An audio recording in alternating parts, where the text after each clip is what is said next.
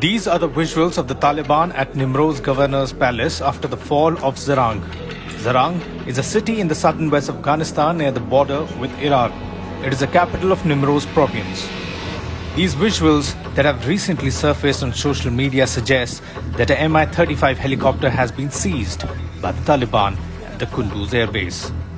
The helicopter reportedly seized by the Taliban from Afghan National Defense Forces may possibly have been one of the choppers gifted by India to Afghanistan a few years ago as part of capability building. India had gifted 4 of these refurbished choppers to Afghanistan to strengthen its capability. However, Indian Defense Forces declined to comment on the issue. The video of the Kunduz airfield suggests that the chopper may have been defunct as it was without rotors. The latest US military intelligence assessment is that Kabul could come under insurgent pressure within 30 days and that if current trends hold, the Taliban could gain full control of the country within a couple of months. The Taliban seized 3 more Afghan provincial capitals and a local army headquarters, completing a blitz across the country's northeast and acquiring control of 2/3 of the nation as the US and NATO finalized their withdrawal after decades of war.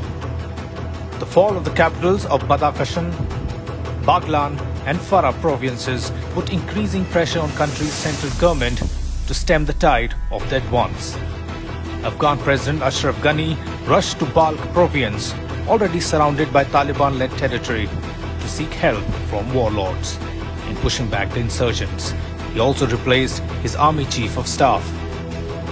While the capital of Kabul itself has not been directly threatened by Taliban advance, the stunning speed of the offensive raises questions of how long the Afghan government can maintain the control of the slivers of the country it has left.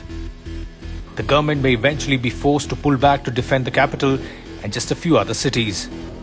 The success of the Taliban offensive also calls into question whether they would ever rejoin the long-stalled peace talks in Qatar, aimed at moving Afghanistan towards an inclusive interim administration as the West hoped.